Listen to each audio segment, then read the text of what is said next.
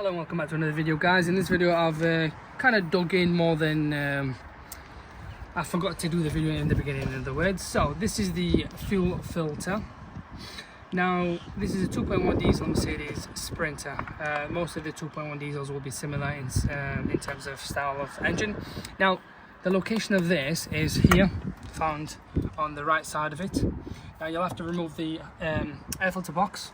Once you have, it's pretty easy. It's only this piping, and you pop it out of these two, pull out, done, and it's there. You'll have to remove the engine cover, but it is this here. We'll go through it step by step as to what we need to do. These sort of clips will need to be removed, and you have to buy another set, Jubilee clips, maybe something similar to this. Disconnect this, and this is no issue. We'll get cracking and we'll show you.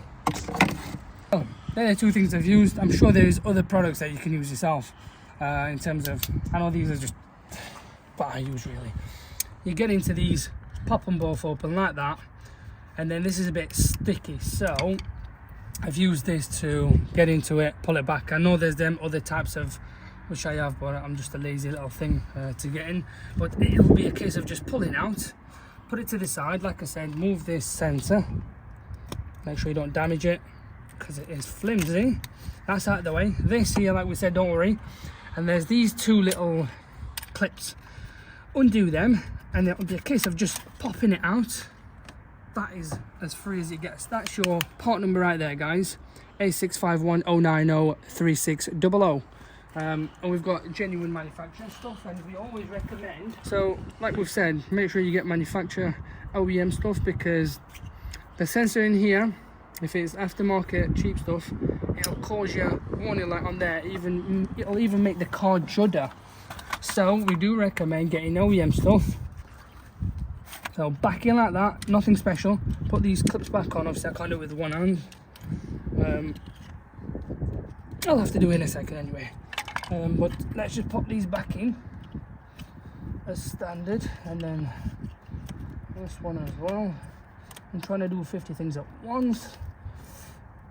There we go. Let's clip back in. There we are. So push this in as well. There we are. Clips right in.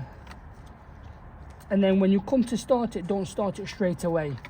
Turn the ignition on. Let it run for a minute or two, just so this does fill up with fuel. You can put fuel in yourself as well, just to help it. But I would recommend leave the ignition on, let the circulation happen, and then do it. And then these here would just do the same and pop them back in.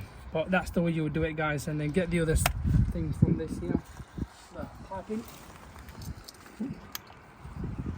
yeah, in there, as easy as that, and that goes all the way back down this way. But that's it really, guys. It may take a minute or two sometimes till it cranks over and starts, but I wouldn't worry, that's normal, because you've disconnected the fueling system.